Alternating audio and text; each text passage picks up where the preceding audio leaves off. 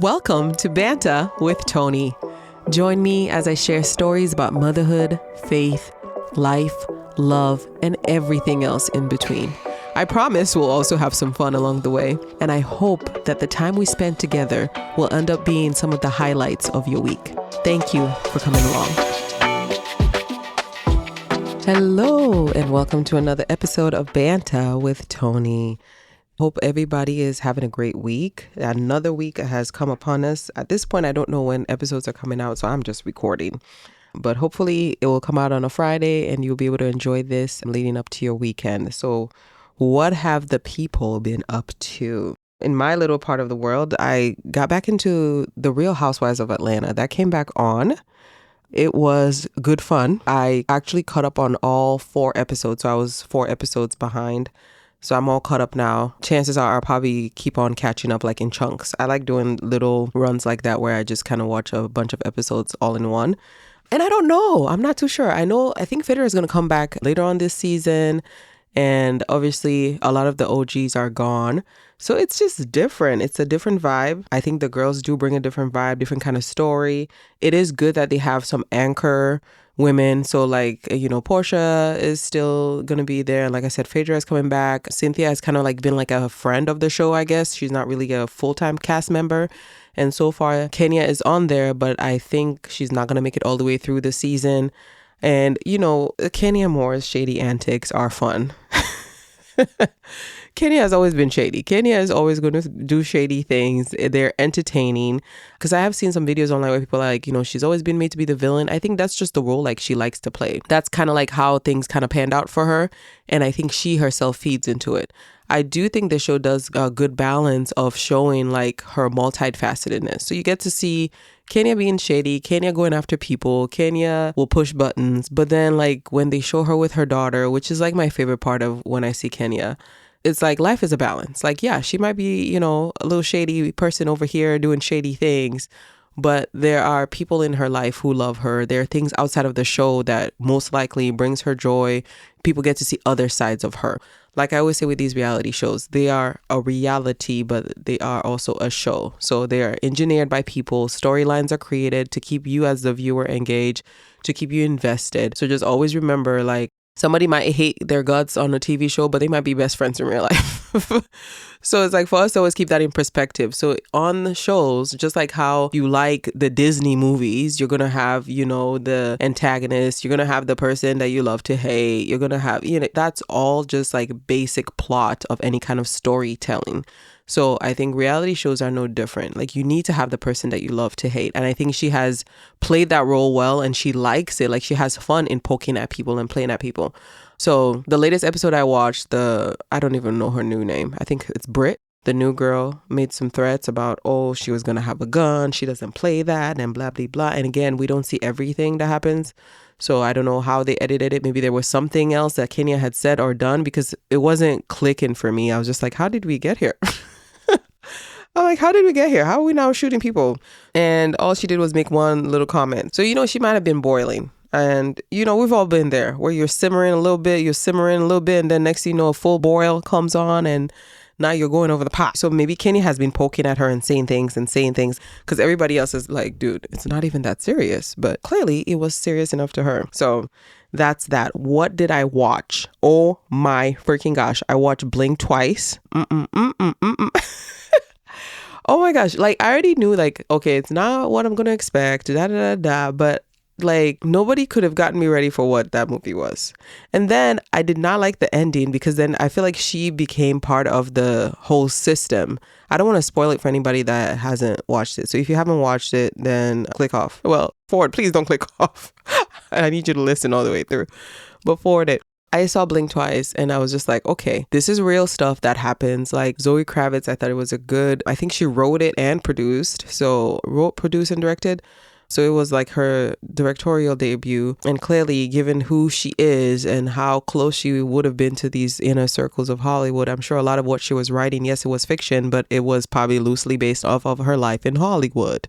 She wouldn't have to look too far to come up with these stories because this stuff is real, especially given the climate of everything that's coming out these days that you're like, yeah, people are out here doing weird stuff. I don't want to spoil it, but just the fact that it even took us, what, like I would say 75% into the movie for her to even realize that she had already been there before. And when things started unraveling and the lady with the snakes and, like, it was definitely like a horror kind of movie, like mixed with suspense. I don't even know what genre that is. I couldn't even put a label on it. But I think the ending I just didn't like. I wanted her to do what she did as far as like, okay, his place burned down and he got what he got and we should have just left it at there. But now all of a sudden, like, she's married to him. Like, hello. That's the part that I just felt like it was like now typical Hollywood. I felt like she was telling like a true real story. And then somewhere it's like, she's like, okay, let me reel it back in a little bit. Or maybe truly it is telling like the story. Like there will be people who will go out, right? This is the way I've not even thought about it yet until now. I'm like, as I'm processing it, because like I'm telling you, like I was like, I need a moment to process this movie. Maybe what she was trying to tell there is that sometimes people go into things with good intentions, right? So clearly this was her second time not going on the island. She went there to kind of hopefully put an end to this stuff. But it's like sometimes you go in with the intention of like cleaning things up or calling people, putting the fire to people's feet, calling them out on bad behavior or whatever. But you can also now easily become part of that whole thing because she's now going to, I guess, in some ways dish out justice. But when you think about it, clearly she's probably like doing stuff to him too. Like he seemed a little scared. At the end there, he was a little scared. Like she got married to him. He seems a little afraid. So to some degree, it's almost like she's going to be a version of him, probably even times 10. But now it's going to be like, oh, what are we doing here? Because if it's going to be the women, like if she creating a thing where like the women are now going to kind of do the same thing that the men were doing now, is she any better? So there's so much. And maybe that's why the ending that was picked, is that sometimes the people who go in with the best intentions that think, oh, I'm going to come in here, I'm going to fix things, or I'm going to call people out, I'm going to do this and I'm going to do that. If you're not careful, sometimes you can end up becoming part of the same ecosystem that you feel like you're trying to break, that you're trying to change. And then what? Because this is just a version of what was there before times two. And maybe being from Hollywood, being from that space, like maybe that's something she has seen a lot where it's like people want to change the system, but you that might have good intentions when you come in, you end up becoming a part of the system yourself or creating some kind of other version of it, but it's not any better than what was there before. So maybe that's why the ending was the way it was. Because I was just like, why? Like, why would you marry the person that was doing all those stuff? Like, absolutely not. Even if you're torturing him, like, why? What's even the purpose of that? Or maybe I'm just in a state of, I don't know, I've moved too much in my life to want revenge for people that I'm just like, what is the point? But that's what I didn't get about the ending. But now that I thought about it, maybe that's the message she's trying to tell there, that there are lots of people with good intentions that go in, that try to fix things, that try to say, oh, I'm calling this out and this is unacceptable and da. But if you don't watch out, you yourself in your quest of trying to create this altruistic society, these things that you say, okay, the things that I value and these things are terrible, and which they were. But if you don't watch out, if you're just going after just like the revenge part of it, just to get back, and you're just as like, yeah, you can become part of the system, even if you tell yourself, well, I'm not doing exactly what they're doing. But in some ways, you're kind of upholding that same madness, craziness. So I'm going to go with that. Maybe that's the message she was trying to send there. And then I love the fact that in the movie, that character, the male character, who I guess he was like the only one of the men who used the perfume too. So then he forgot a lot of times like what they were doing. He didn't do anything. So his character never did anything. His character never harmed any of the women. His character never did that. But he would spray the perfume too and forget. So I love the fact of the movie that they said it in there. Like, you didn't do anything. It was Channing Tatum's character that was like, you didn't do anything, but you're just as bad. And I think that story had to be told because sometimes we forget that, like, well, I'm not the one that did this or I'm not the one that did that, so my hands are clean. But it's like when you witness something that's been done that's wrong, or somebody's around you doing something that you don't necessarily agree with, sometimes your silence is a message that you're sending. Sometimes your silence is giving a voice to a side. So I think that I love that part of the movie because it's like letting you know you can't exist in these spaces. So like if you went to any of these like Hollywood parties, as we're hearing all these crazy stories now, and you're like, well, I didn't participate in anything. I saw some things, like maybe I heard of these things, like some of these people now that are on the news, there have been stories for years. You're like, we heard about these things. We've heard about them, but we didn't do anything because, you know, so it's like you that has heard of these things, you have maybe gone to some parties and you've seen some things, you didn't participate in them. You are just as much of a culprit as the people who carried out the actions. So I think that part, like she covered her bases there. Like obviously these things that are being done are crazy. And then you think of like the older Asian woman in the movie. I was trying to think of like what she represented in real life. Because at first, like, you almost were like, okay, she's the weird one, or she's like that, you know, like you were thinking like she's the one that's going to be doing the creepy things. So I think like that character was also kind of telling you like sometimes the person who might be like the key to unlocking things is like the one that everybody's going to be like, oh, they're kind of off put, or they're kind of weird, or they're kind of this. But literally that lady was the key to her realizing like what was truly going on this island and what this billionaire was doing. And so at first you're freaking out, because I know like when I saw her character for some, I was like, stay away from her. But actually you needed to be around her, because if she didn't give you what she did and you didn't take that stuff, like the character wouldn't have started to piece together everything that was taking place, that was happening. And it's just crazy because it's like after watching Blink twice, and then the story in the news of the French woman whose husband had did all those terrible things, and the husband and some other men, and she wasn't even aware of all that stuff was going on. It's like, you don't have to look too far. Like, you think this is like fictional stuff, and then when this stuff is actually happening in real life, it's like, oh my gosh, like, okay, it's fictional, but clearly, what do they always say? Art imitates real life. And maybe it's like a circular thing where art imitates real life and real life imitates art, and it's like non-ending continuum. But either way, I just thought it was interesting. Like, as I was watching the movie, then I was playing everything in my head as far as like, okay, this story in the media and this story in the media. And then the French lady story definitely came up to me, and I was just like, oh my gosh. I think it was Miss Petticoat. I don't want to say it wrong, but I think that was the name. If you haven't heard the story yet, go look it up. But it was insane. It was like an older French woman that her husband was actually being investigated for something else. But when the police confiscated her computer, then they found pictures of her. And in all those pictures that they found, her husband and a group of other men were doing inappropriate things with her. And she was unconscious, obviously, the entire time. And then I think I saw something like on the Oprah show. I haven't watched that episode yet, but I think Oprah was now saying like the daughter, the same thing was probably done to his daughter as well. He has denied all those things, but obviously like you were capable of doing that to your wife. So, I mean, at what point are we going to be like, oh yeah, but then you stopped at when it came to your daughter? No, you sicko. So definitely, like, yeah, that story is just insane. Like when I heard it for the first time, I remember somebody at work was telling me about it. I was like, I know you're lying. Like when I heard that story, I was like, it's a lie. I know it's a what? Like insanity? What? I was like, huh? No. What? So just the timing of like all these stories that are happening in real life, and then watching this movie, like, it's not fiction. It's not fiction. It's crazy. So if you haven't seen Blink twice, I watched it on Amazon Prime. Yeah, go ahead and do that. Yeah, brace yourself. Obviously, it's not a movie for kids. It's not a family movie, okay? It's not a movie you gather the family around. Yeah, this is an adult only movie, but watch it and let me know what you think. Yeah. And then I guess I've been just watching a lot of stuff. So then the next thing is Meghan Markle's show. I love it. I love it because I am that kind of girl. Okay. Like in my life, I always loved like hosting people, even when I didn't have much. Okay. Even when I didn't have much, I loved hosting people. I loved hosting for the holidays. Like that's just my thing. So like the Meghan Markle show just worked well for me, because this idea of like I'm having friends over. So then what do I want to cook for them? Like that's like one of the things in my life that brings me joy. Like let me plan an event. Let me set up a table, decide how I'm going to do the tablescape, get some flowers, how I'm going to put things together, how things are going to come together, and let everybody come and let everybody have a good time. Like that's all part of the whole setup for me. So Meghan Markle stuff, it just fell right into it. And I've not watched the entire show. I've watched like maybe 5 episodes now. So I don't know how many episodes there are total. But I love everything. And it's the discourse online for me that was getting me. I was just like, people of a certain tone, if I'm going to say like that.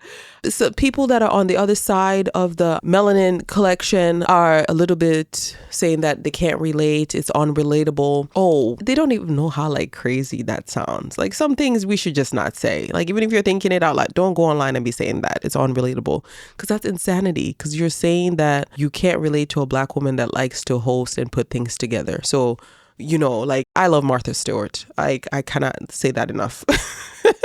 Even like her documentary, when it came out, I was just like, see, like she was trying to do something in a man's world. Like it was a great documentary. I watched it with my husband and we had a good discussion after that one. But anyways, like I love Martha Stewart. I love all like the home shows, like just, you know, of entertaining and all of that. And there are many, many, many Black girls out there that are like me. So for you to say it's unrelatable, that means that to see a Black woman in a way of like putting herself together, caring about what she's feeding her family, bringing together people through food. Like a lot of us do that. What do you mean it's unrelatable? Like why? Because it's not a caricature? Because for the longest time we know, we've caught on now to the fact that it's only when people are caricatures of Blackness, those are the ones that you guys would like to promote and like to shine a light on. But this is what happens when people are given the reins to tell their own story. The anthropologist in me is always so happy because I'm like, yes, nobody is going to give you accolades like people that look like you. Nobody is going to tell your story better than you. It's something that we as a society, as human race, has known for the longest time, right? But not everybody has been afforded that. What has happened in the past is that a group of people told the stories for other people. And now the way the world is going, for the first time, we are having the ability and we are seeing the benefits from us being in the driving seat of telling our stories, giving people like the multifacetedness of our existence. And, you know, like, for example, for me, I could say, what does it mean to be an African woman? And there are certain things that would tie us together. But every person coming from different countries, you know, somebody coming from the West is going to be different from coming from the East, from the North and the South and the Central. And then, you know, your English speaking is going to be different from the Francophone. So there are so many aspects, but that's what happens when we get to be the ones to tell our story. So in the past, somebody else could come out there, and which is what they had done. And that's kind of like what happened when she was, you know, in the UK. The media was in the driving seat of telling her story. And part of this Netflix thing is like a chance for her to kind of show you like, okay, this is who Meghan is. So that's really what, at the essence, like if they don't even realize it, like that's what you're truly mad about, is the fact that she has the ability to now tell her story how she wants to be presented, and you can take it or leave it. But it's insane to me that people are saying that it's not relatable content. I'm like, for who? Because I was like, to who? Because there are lots of girls that are like me. Like, I know I bonded over with other women over, oh, I love the way you set up the table. I like the way you put the decor. Oh, you're hosting an event. Oh, yeah, I like to do event. Like, there are lots of Black women, honey, that like to do all that stuff. So I don't know what Black women you're talking about. I don't know what you still thinking of, Aunt Jemima or something like that. But we are way moved past that. Okay. And then I just love my Threads feed. That's all I'm going to say. I don't know how. I've said it before. I'm on the Black side of Threads. I love it. I love it there. Because all the girls came out with their Le Cruzettes. Okay. And then I saw a Le Cruzette that caught my eye and I was like, oh, I was gassed. And I did not go to the website soon enough because guess what? That collection has been discontinued. I'm so pissed. Okay. I just went to the Le Creuset website like last week and I'm like, let me look to see. It's Sheila Bridges. So she did a collection with Williams-Sonoma and I have like some pieces in my cart. I'm trying to decide if I should make this order or not. Actually, recording this episode is probably going to help me to make this order. But Sheila Bridges, she does like a lot of like, the collection was called like the Harlem Toil. This is her thing that she does. So, you know, like Christian Dior. Dior does a lot of like the toil designs and stuff. So like, yeah, when you see like the woods and all that, that's what it's called. So like she does like a Black history kind of version of the toil. So she'll have people in like these Victorian gowns and stuff, but it's Black people that are in the Victorian gowns and all that. So it's really beautiful. And so she did a collection. She has a collection right now that's available for sale with Williams-Sonoma. And I was looking at the towels because I'm one of those people, like I like to put the towels on my oven doors, like that goes like with the season or to decorate. Like that's what I'm saying. Like there are so many women like me. We like to decorate. Like if somebody's coming over to your house, I'm going to put together a little basket of goodies for you and give you, like, I love doing that. Like that stuff brings me joy. And there are other women out there like me. But the Harlem Toil, Sheila Bridges partnered with Le Creuset and they had this beautiful white cast iron pot Dutch oven. And then it had like the toil in the Black all around it. And I saw that on Threads and I was like, oh my gosh. I went looking. Yeah, that mug was sold out. And then I put my name on the list because it was like, oh, it's sold out. But I put my name on the list to get it back. I'm sure they probably went to their manufacturer and was like, we're not going to be able to get these back. I'm sure they didn't know that this show would come out and somehow people will not want the Le Creuset. I'm assuming people are wanting this Le Creuset set because now I was looking for it. Like I'm actually willing to pay a little bit extra for it because I feel like it's one of those pieces like, if I was lucky enough to have it, like it's a collector's item. So I have another Le Creuset on my Williams-Sonoma cart that I'm just like, I missed that one. This one is like the white one, but it has like the bees all around it. And they have like another bees collection. They actually have a few things that are bees collection on Williams-Sonoma that I've been eyeing. So I'm like, okay, if I get that one, then I can later on add these little pieces. Because like that's the thing with me too. Like when it comes to those kind of things that I know, okay, I'm getting good quality stuff. I like to buy it in like little pieces. Like, okay, I buy this one now, then I'll buy this one, and then eventually like I will have a full set. Because I'm not out there like balling like that to just be like I'm dropping, $10,000. I'm like, what's on sale? Can I get 50% off? 60 even? Oh, 70 even better? So I need to find out the tea on how some of the girls are getting their hands on Le Creuset. And if somebody can help me find how am I going to get this Harlem Toil Le Creuset pot, this would be awesome. Because I've looked. And then when I went on the website, that page no longer exists. So then I was like, okay, I put my name on the list for no reason because this is pointless now. And then I felt like I wasted my time because I think I was hoping that it will come back in stock.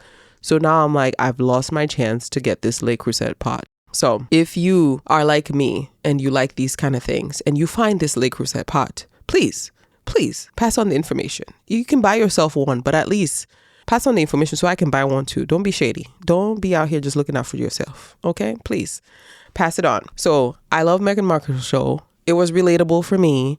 I like cooking. I like entertaining. I like having people over. I like showing my love through those little things. I am a gifter. I'm a lover of things. And it's crazy because I feel like sometimes when somebody says I love things, then it comes off as like the person just only cares about things, but not people.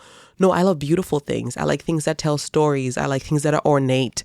I like things that have history, but I am a collector of things. Like I'm saying now with this Le Creuset pot, if I find it, it's a pot that I'm going to have for a long time. A pot that one day I can even pass on to my daughter.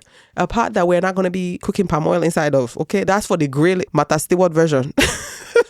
I have the Dutch ovens. Like I think I got one from Costco a few years ago, a white one from Costco a few years ago.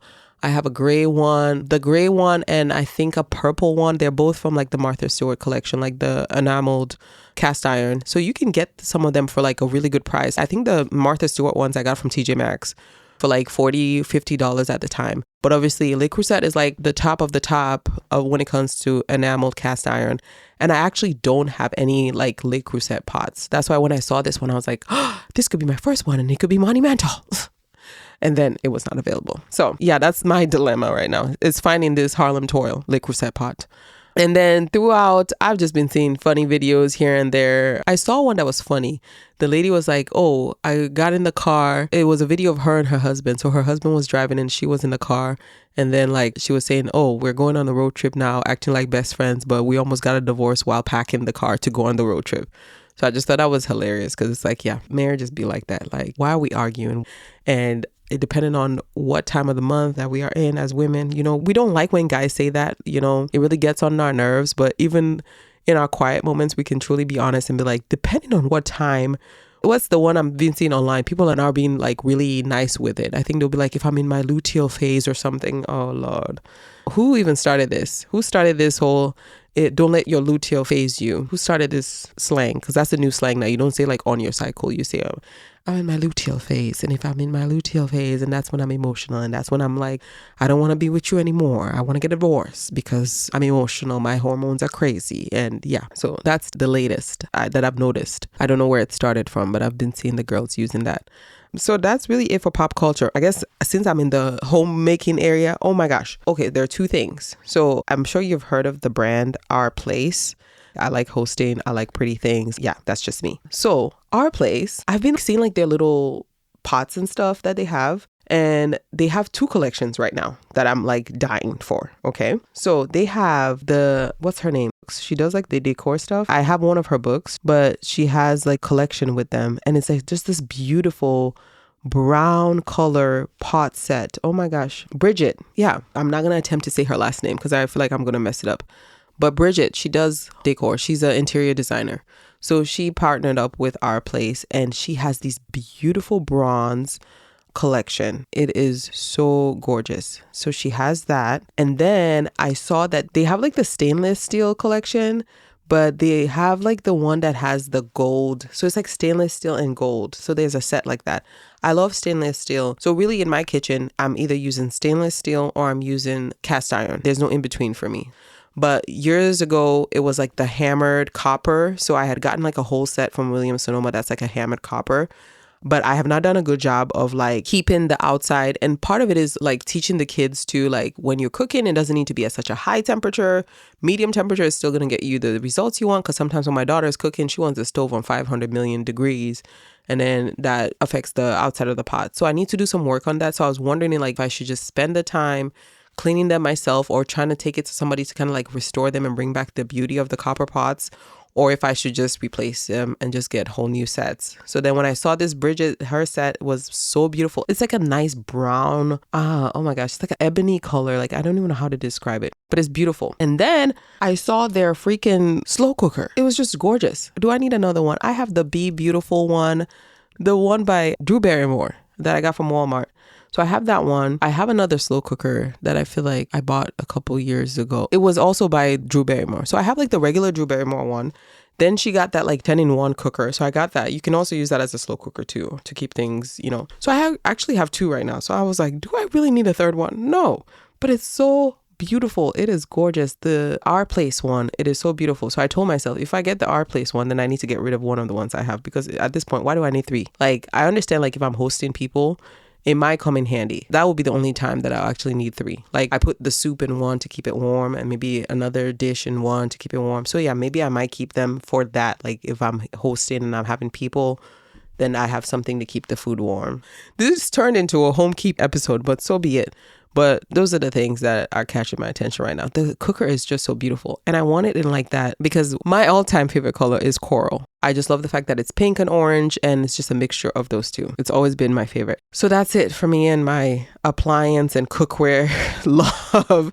Since we went down the Meghan Markle train and talked about Le Creuset, I was like, oh my gosh, I've seen those two and I had them like in the cart. Maybe the Bridget one is not Our Place. Is the Bridget one Our Place? I feel like it is because they're the ones that have that pot, the well-known pot. I'm just going to have to go back and look. I want to say, I'm actually looking it up right now. Yeah, it is.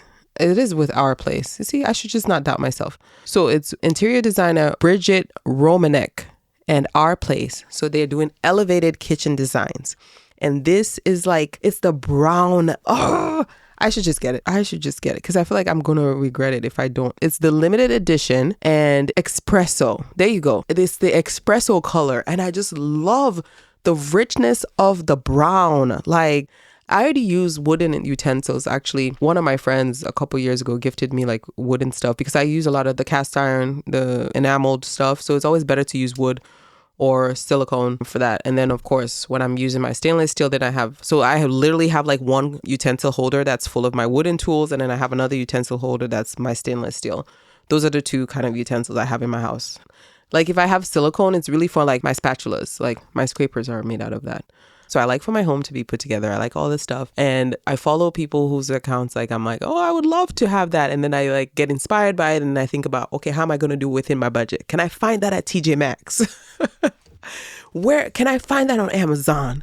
Can I, like, at this point, there's no place on earth that I will not buy something from. Okay. I bought some like furniture pieces from even Shein the other time. And I was like, okay.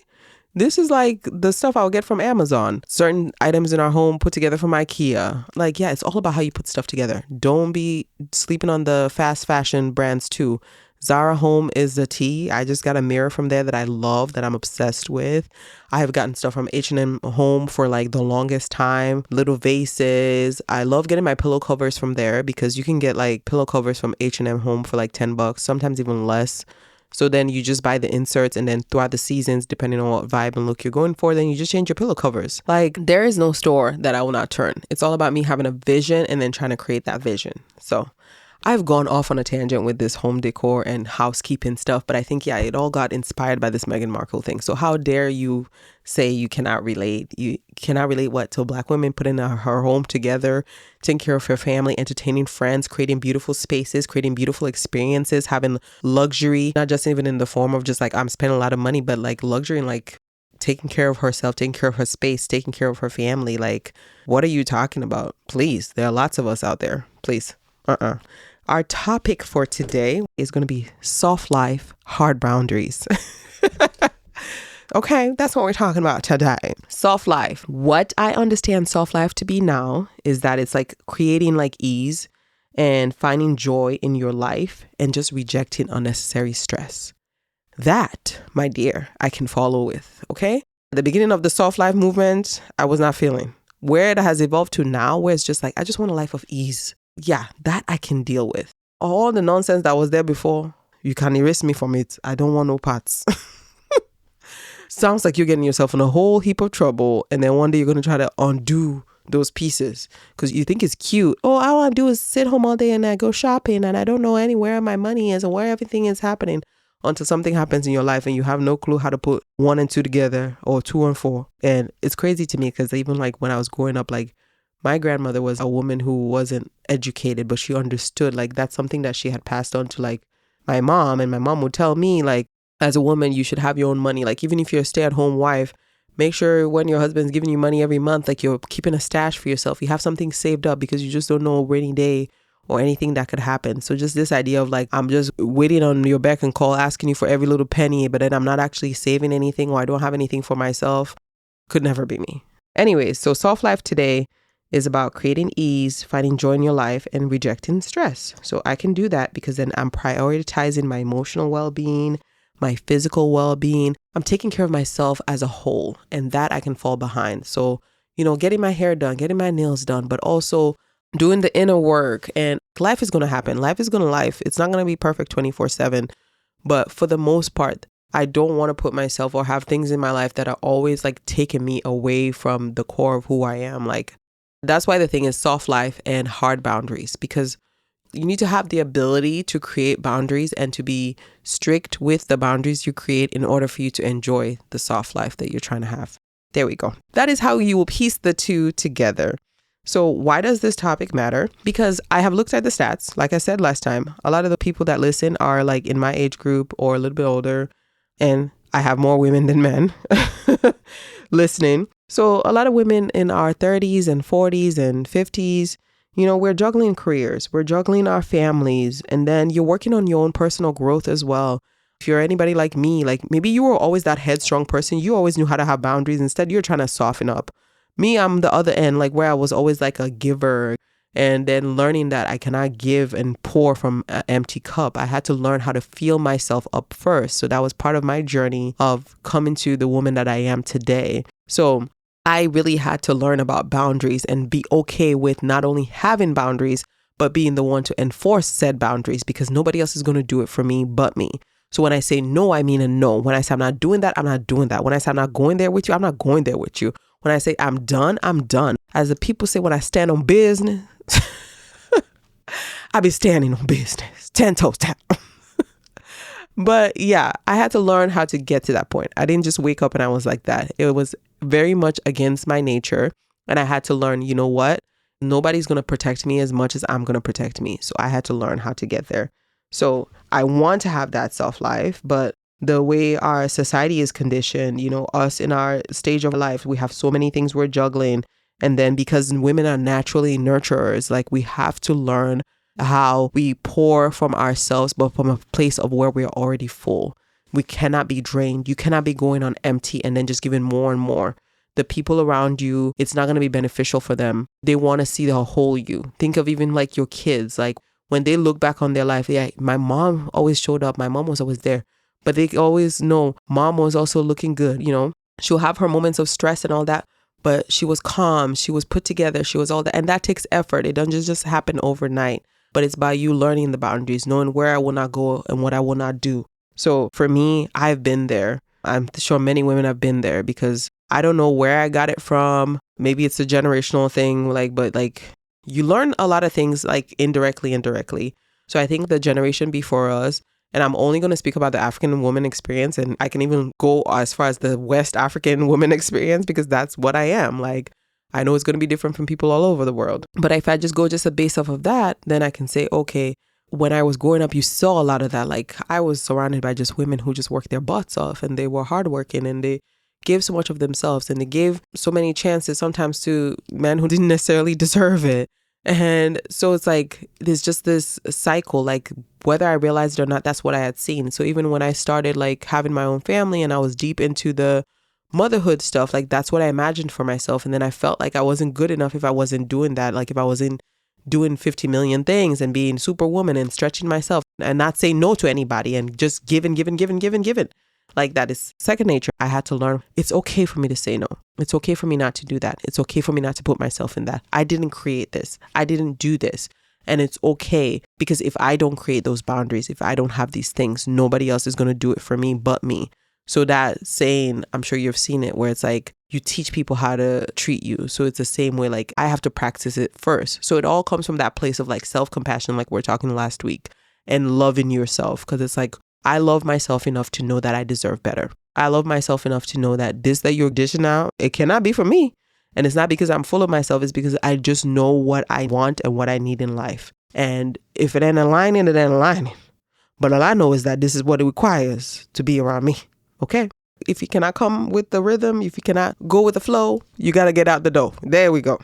But why are boundaries necessary? Oh, Lord. I had to learn. Boundaries help us to define what is acceptable in our lives. Period. That's it. Like, it's just, this is okay for me and this is not. This is how I want to live and this is how I don't want to live. This is who I am and this is who I'm not. And then when it's clear like that, then it's the job of the people in your life or the people that come and go to be like, I'm taking you as you are or I'm not. And that's their right too. Like if everybody is just from that place of just knowing themselves, then we're good. Because then you come and you meet me and it's like, okay, this is who she is and that don't work for me. So then I got to bounce. Or we don't gel in this area. So leave it alone. Like it's just, it makes life so much easier. So boundaries with people who don't have them for themselves or people who haven't done the work enough for themselves, I realize it irritates those people. Because I could not figure it out. I'm like, why are you mad at me because I told you I'm not doing this? Like, I am a human being functioning that I have the right to make that decision for myself. So I'm trying to figure out why you all up in your feelings, losing sleep, because I told you I'm not doing that. Like, for the life of me, I could not figure it out. And then I had to get to the point, I'm like, because those people have not reached their point in their growth or in their journey where they realize that's even within their power. They're mad at you for doing something that they don't realize that they can do for themselves. And to me, that just sounds like you have work to do. But I have come too far in my growth journey and being the person that I am today for me to revert back just to make you comfortable. No way, Jose. I said no. I'm not doing that. I'm not going there. Not with you. Not today, not tomorrow, not next week. I said what I said. And I meant it. Yeah. You know, people will take and take and take as long as you continue to give and give and give. That's why you have to realize that it is your responsibility to yourself to create boundaries. Nobody else is going to create them for you. It is not somebody else's job to come and tell you what you should or shouldn't do. You should know that for yourself. So if you're the type of person right now, you're listening to my voice and you do not have boundaries in place, start working on them. Pick one or two things that you say, I'm not doing that. And that's what I said. And you don't have to be rude about it. Yeah, you just firm with it. For example, work, right? I know people who I've worked with. I remember like the first time that I encountered it, I was like, wow, okay, that can be a thing. There was somebody I worked with and she's a nurse, but she's like, you know what? I don't work on Sundays. Sundays are the time for me to go to church and they're time for my family. Now I realize at work with the healthcare field, we have to work every other weekend. So what happens is that she can work Saturday, she can work Friday, she can work every Saturday if that's possible. I don't necessarily know if she did, but that is something that was firm for her. So when she's making her schedule or when anybody's putting her on a schedule, you already know she does not work on Sundays. So there's no point in you putting her to that schedule because guess what? Even when they've tried it a few times, she did not show up because she told you guys, I do not work on Sundays. Like that is just a no-go area for me because it's my family time and time for me to go to church. And I have known her all these years and she does not work on Sundays. That is her thing. That's having boundaries. But I think even outside of that, it's a way for you to protect yourself. It's a way for you to kind of create a cocoon around yourself. And it's part of this self-compassion and it's part of this self-love. Like I love myself enough that I have decided the things that are important to me, the things that are unshakable, the things I will not move. And not one human being on this earth can get me to change that. That is a powerful thing. Like you're telling yourself, like, I am worthy enough. I am good enough. I am everything enough. I am just enough that I can say, I don't want to do this. And it is well within my right. And I have the ability to do that. You get to the point where people wouldn't even bring stuff to you because they're like, what were you trying to do? You were trying to go out on Sunday and you're trying to ask Toni to go out. She already told you her Sunday is her family days. I'm not even going to bring that to her. And they'll be like, oh, we had an event, but it was on a Sunday. So we know you don't really go out on Sunday. Oh, okay. Who was it? I think it was, I'm forgetting her name now, but she's like the second in command at Facebook. And I just remember she wrote that book, Lean In. One of her hard boundaries was like, I think after 5 or something, she does not answer anything work related. Like from 5 to 9 o'clock, there's a time that she has where it's like, I go home, get my kids for bed, put dinner together, put them in bed and whatever. And then if there's anything I have to answer, it'll be after that time. But anytime from 5 to 9, you ain't going to see me on the phone. And that's a beautiful thing.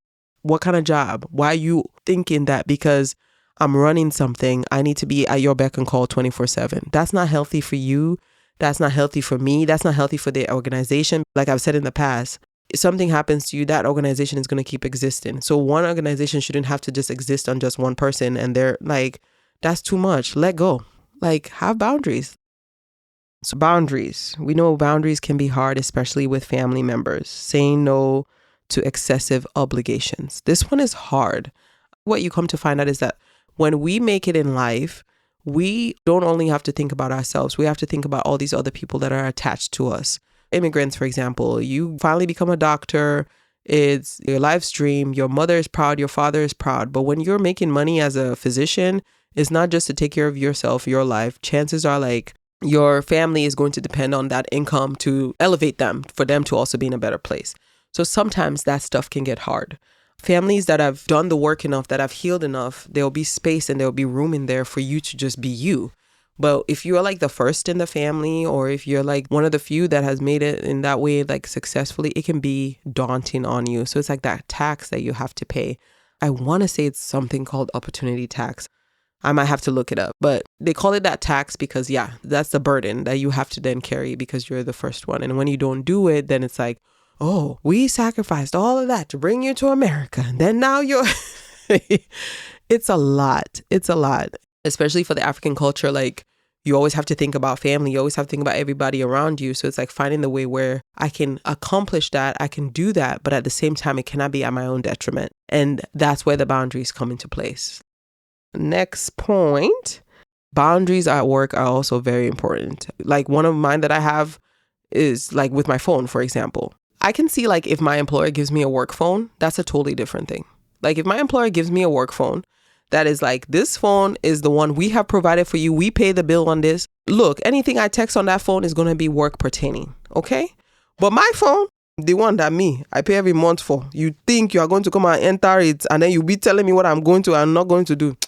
You're not serious. Who born you? Now who that born you, Seth? Like the African woman in me is just like, are you mad? Are you insane? Like, what exactly are you saying here? My own phone that I pay my own bill inside of. You are telling me what I can. You must be crazy. You must have lost your ever-loving mind. All of it. All of it. Like, my phone is my big thing. Like, you're not going to come to my phone and dictate, like, when I'm going to answer something I'm going to do. Ma'am, sir, whoever the heck you are, this is my personal phone. You want all of that? You give me a work phone. And even with that work phone, I'll probably still tell you, from this time to this time, I will not be replying back to message. Like, eventually you will see the logic in what I'm doing, right? Because when I do show up to work, when I do go there, I do want to give my best, but I cannot do my best if I am available to you 24/7. And then again, if you are running something that I put you in charge of, you cannot be your best if every 2 seconds you need to ask me about something. Like, we ain't going to be doing that either. So we got to create those boundaries. It's difficult because I know there are certain jobs where it's like, whew, the amount of money they pay you almost justifies them terrorizing your life like this. But those are the same jobs that I see somebody show up to my hospital for and you're having a heart attack. So is it really worth it? Is the amount of money really worth it? Like, you got to ask yourself. And sometimes it's our ego. Like I said, you have to ask yourself, does having this power or the idea of power, does it do something to me? Does it feed something in me? Does it feed the little girl in me that felt like I wasn't important? Does it feed the young man in me that felt like he came from the lowest of the lowest and now he's at a place? And you have to ask yourself that, and you have to be honest with yourself because a lot of these things are interconnected. So when you start working and healing yourself and being more comfortable with who you are and fixing certain things, you will find that that which you used to get a sense of pride and power and all these things from, it would dwindle because you would start asking yourself, like, what do I gain from that? Like, then we know we're going somewhere. Then we really know we're going somewhere, right? And then another place for boundaries. Oh, friendship boundaries. That one can be hard because friends are supposed to be there for each other. Like, we're going to have great moments and laugh and all that. But if I'm having a rough time, I can come to you and I can be vulnerable and you're going to uplift me. You're going to tell me what I need to, well, not always what I need to hear because I'm not that kind of friend. I'm going to tell you the truth of the moment and hopefully you can listen to it and find some wisdom in it. And then, I can do the same for you. So in the past, what I've had to learn was that it's supposed to be what? Reciprocal. So we're going to have seasons. Sometimes your friend is going through a tough season and in that season, you're doing more of the pouring. But then the way life works is that it goes around, right? Nobody's ever going to be great 24/7. So all that matters is that when it's your season, that same friend that you poured into relentlessly for 3 months, 4 months, 5 months, 6 months, that they can do the same for you. That's reciprocal. When we reciprocate, the world can rotate. There we go. I said it. So if you are doing more of the pouring all the time, this friend always has problem, this friend always has trouble, but you have nothing that you are gaining from it, then you have to reevaluate. And like I said, people go through seasons. So sometimes you have to be there for that friend through a season. But let not be 10 years, 5 years. She always has stuff. She always bringing stuff. She always da-da-da. And even when you're going through stuff, then you feel guilty like you should not bring your stuff because she's going through stuff. She's been going through stuff. Are we going to be honest about that? She's been going through stuff. She always going through stuff. Like, if we just follow her timeline and nobody else going through stuff. So it's like, no, ma'am, we are all going through. And so for me, even being like conscious enough, like even when I'm going through my tough times, like, okay, other people's lives are still rotating. So it's like, let me check in on you. How are you doing? Like, I know I've disappeared for a little bit, but I'm still around here. I'm still okay. Like, yeah, everybody has something, but I'm there for you. You're there for me. It's good. The world will rotate, Also, the boundaries of saying no. Like, look, the way Trump's economy is looking, I can't take 6 vacations like we used to take. So even though you said it was your birthday coming up, but girl, I've been to 10 other of your birthday celebrations. This year, I'm letting you know, I'm only taking 3 trips this year. I cannot do 6. So we're already taking a trip later on in the year. So I might not be able to make your birthday trip. And if I tell you no as a friend, and I've now explained to you, like, look, this is what's going on, and you still can't be understanding, you still go behind my back telling people about how I didn't show up for you, and you've been there for me, then I guess we gotta let it go. I mean, what do you want me to do? Like, I've already explained to you why I'm doing what I'm doing. And I've already brought it to your attention that it's not personal, but you still want to feel some kind of way. Okay. All right. Good. Okay. I will wish you happy birthday. I will still send you a birthday gift, most likely, but I ain't going on that trip, like, because I can't. So having boundaries with friends, very hard. How many times are you going to reach out? Like I said, if it's 1 year straight of you being the one reaching out and they're reaching out back, don't reach no more. You have reached your limit. Ha! Let it go. Okay. And then social media boundaries. How do you create boundaries with social media? One of the first things is avoiding comparison. Like, I've learned to just accept things for what they are. Like, somebody's coming online and maybe it's like their relationship, for example, and they're going on a lovely vacation at a 5-star resort at a 5-star blah, blah, blah. First of all, I have to remember, this person is online, they're a social media person, they're probably millionaire. Depending on the level of social media and stuff that they do. Let me just say that. Okay, so yeah, I'm not going to be able to go to the same resort that they go to. No. And then it's the essence of it. And then remembering people are bringing their best moments. Like, that's why that video that caught my eye about the couple, like, yeah, all you're seeing is that vacation, but you didn't know that they fought during that vacation, or you didn't know that they fought before they went on the vacation. And is there anything wrong with fighting on the vacation or fighting before you went on the vacation?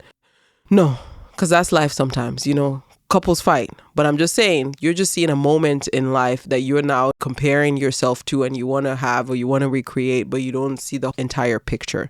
So that's the thing with social media. And then you unfollow accounts that made you feel inadequate. Like, I ain't following nobody that has an 8-pack except for Tiana Taylor. I'm not following you that's on my screen every 2 minutes doing squats and all. I don't give a dang about that. I do care about being fit. But I do not follow any of those fitness girlies. Why? Because I don't want to get up every day and then be like, oh, I really need to go to the gym. No. I started practicing that and it's been a blessing for me. And I was like, I wish more people would understand that. Like, you do know, yes, the algorithm be algorithm, but you can control the algorithm. Yes, ma'am. Yes, ma'am. When I turn on my threads, I see black things being done by black people in black ways. Very black. I like it. When I turn on my Instagram, I see home decor, Nordic decor, luxurious decor. There's this one lady that I follow. I think her name is Noor, Noor. Oh my gosh, Noor Nadine. Ah, yalla, yalla. So yeah, my algorithm knows me. If it's home decor, it doesn't even matter as long as it's giving luxury, it's giving calmness. I love the really clean, like Nordic designs that are like monotone, everything is cream. And then I like the intricate details of like marble and all of that. And then I like the touches of gold, but I like the antique gold. So like the brassy looking stuff. So I don't know, like my style or sense of, putting together is like a mixture of all of those together. Like I still want it to be a place of calmness. And then every now and then I want some color thrown in. So even though I like the cleanness of like the Nordic style of design, I appreciate color being in there. And like my house, black and white, like I am doing like black and white with like hints of like browns or like hints of little thing. Like it's cohesive, but at the base of it is like the black and white decor. So like my algorithm knows when I go on Instagram, that's what I want to see. And then reducing screen time. I've been working on that. I have been working on that. Some days I'm really successful. What I do is it's almost like giving myself little meals. So like I'll be off for like 2 hours and maybe I'll get on and I'll be like, okay, I'm on now. I'm only going to be on for 30 minutes. Then I'm done. Or I'm on now. I'm going to be on for an hour and then I'm done. Because what you find is like the time will go by so fast. And then I find that I'm doing other things on my phone now, like reading my Bible, planning my life, having to-do list, working on my grocery list, other things, So don't compare, unfollow accounts, and then limit your screen time, We're still going to be on there because you still want to know what's going on.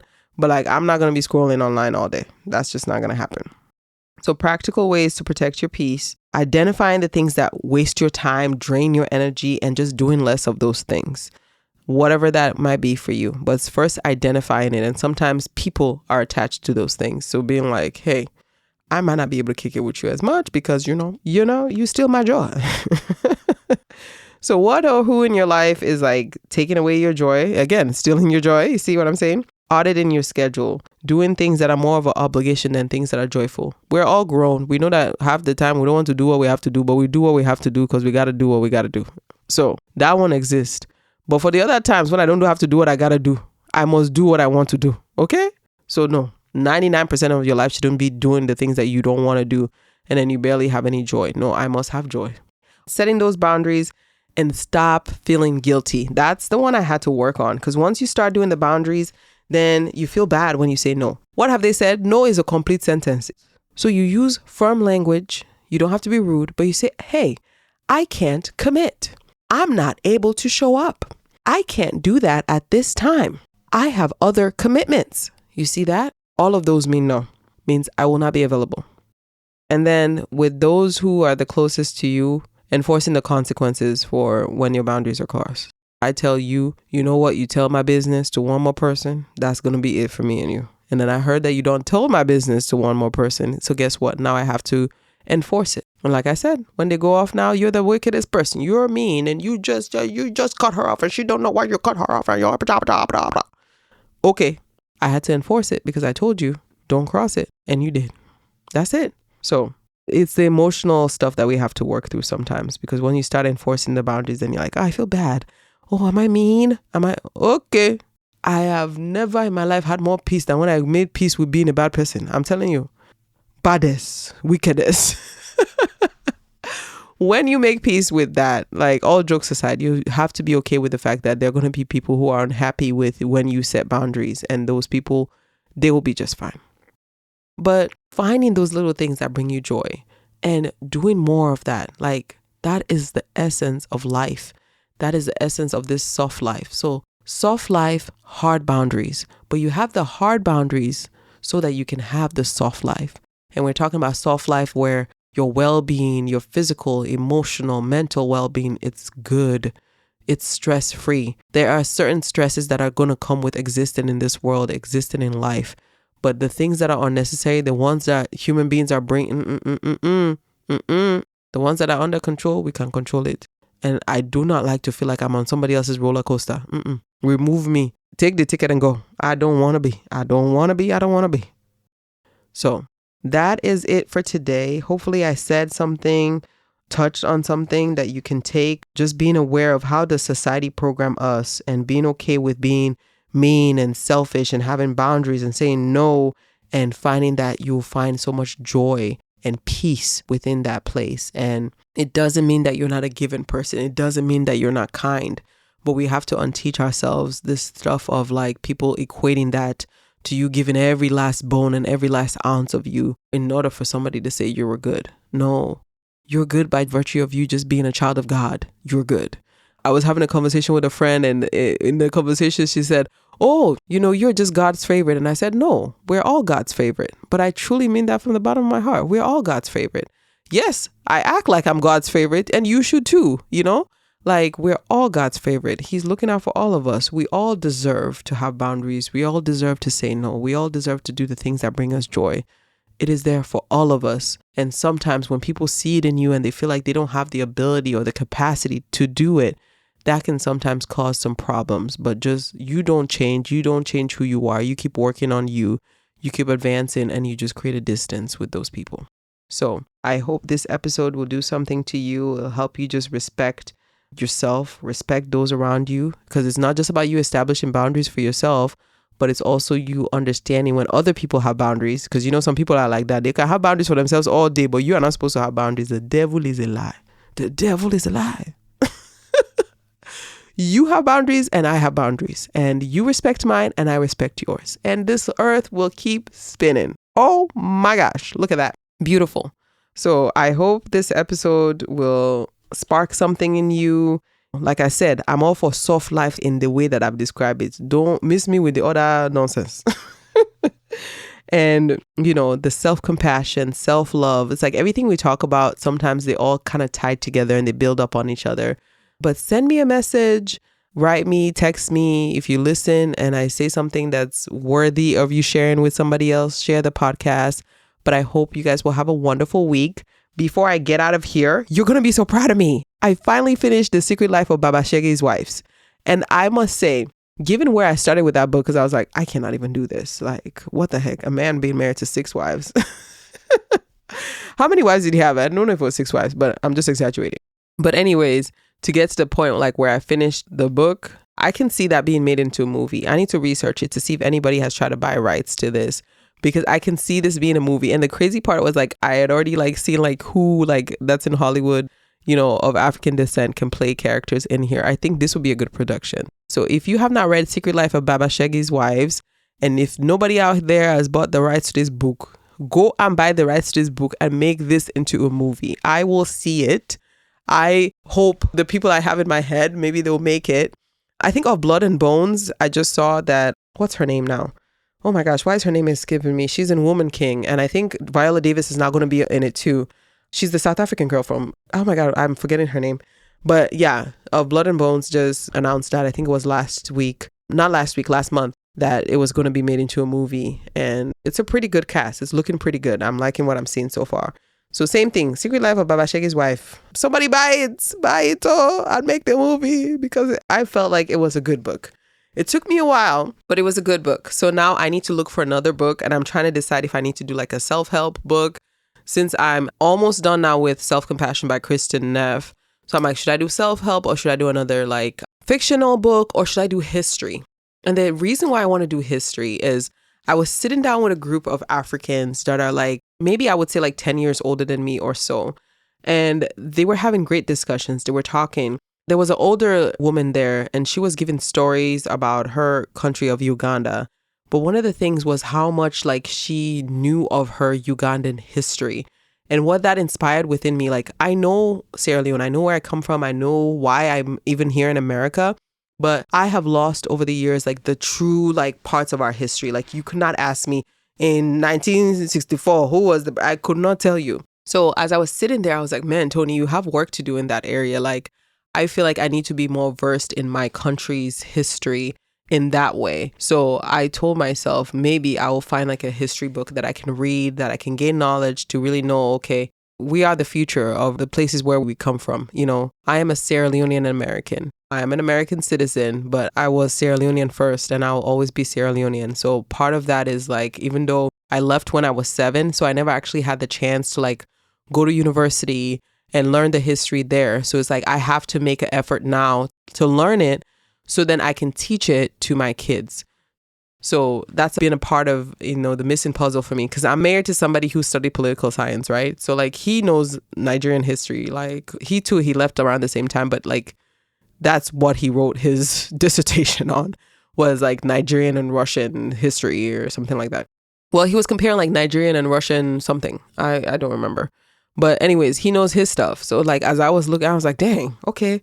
I know certain names, like I know certain things, but I don't, if I'm going to be honest with myself. And I'm sure there will be others that are like me, like, you know, your birth country that you came from, or like the country that your parents came from, but you might not know the full history of your people. And I think that's a big part of us educating ourselves.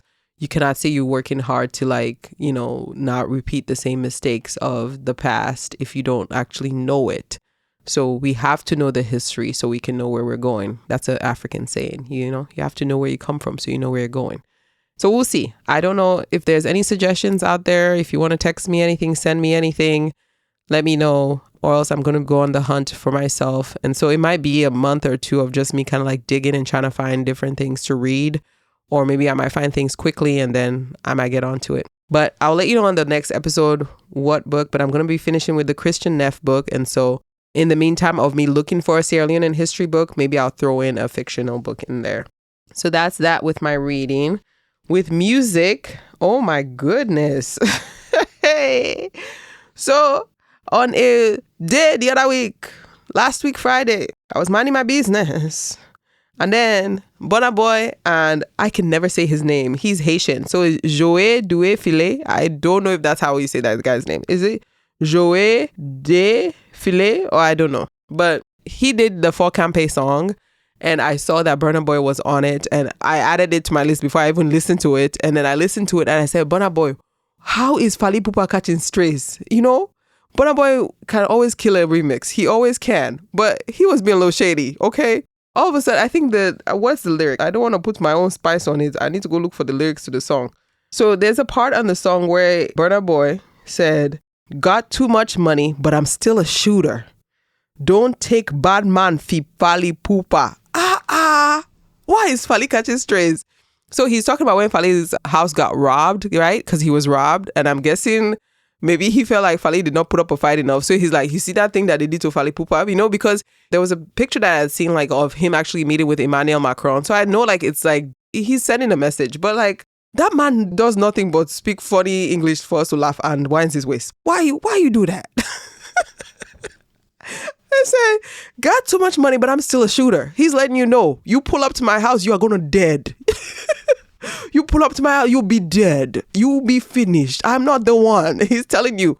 But then on the other hand, he said, don't mistake bad man, because he's referring to himself. Don't mistake me for Fally Ipupa. Stop playing. Leave that man alone. Leave that man alone. Leave Fally alone. He ain't did nothing. He's so shady. That was my favorite line, because I already knew he was going to kill it. Because I'm like, I'm sorry. At this point, Burna Boy is like the king of remix. And then that line, I said, you are so shady. I was dying. And then I told my husband, he went and listened. He's like, oh no, it wasn't. I said, come here. That line was shady. Let me read it out for you. And then when I read it for him, he's like, oh. Oh my gosh. So yeah, Fally caught a stray on that remix, but it was a good song. My daughter does not care for it. She's like, I like the original better. I'm like, please. You discharge. Go this way. So that's that. And then my gospel song of the day. This is actually a Houstonian. Can you imagine? Like, I was like, okay. Because I heard the song. And then when I went looking, the guy is actually from Houston. And he actually sings at, what is the name of Joel Osteen's church? I don't know why I cannot think of it right now. But he actually sings on the worship team at Joel Osteen's church. So I was like, okay. A Houstonian made it to my playlist. So this is my gospel song of the week. It's The Room Is Yours by Torrin Wells and Robert Angel. But it is a beautiful, beautiful song. I loved it. I've been listening over and over. I heard it it's like when Spotify suggests a song after another song had played. So I had added a song to my playlist and then this one just popped up and I was like, oh my gosh, such a beautiful, beautiful song. And so I added it. So that one has been blessing me by Torrin Wells. The Room Is Yours. I love it. So those are my recommendations for the week. Go listen to Burna Boy's Shadiness and then be blessed by The Room Is Yours by Torrin Wells. All right, I'll catch you guys on the next one. Bye-bye. You just finished an episode of Banta with Toni. Did you like it? I hope you had a great time and that you have some takeaways from this episode. But before you go, I want to ask you one thing, and that is to share this episode or this entire podcast with a friend, family member, or acquaintance. Because remember, when you have something good, you need to talk about it. You need to share it and you need to shout it from the rooftops. So go on and let people know in your life that you have this wonderful podcast that you would like to share with them.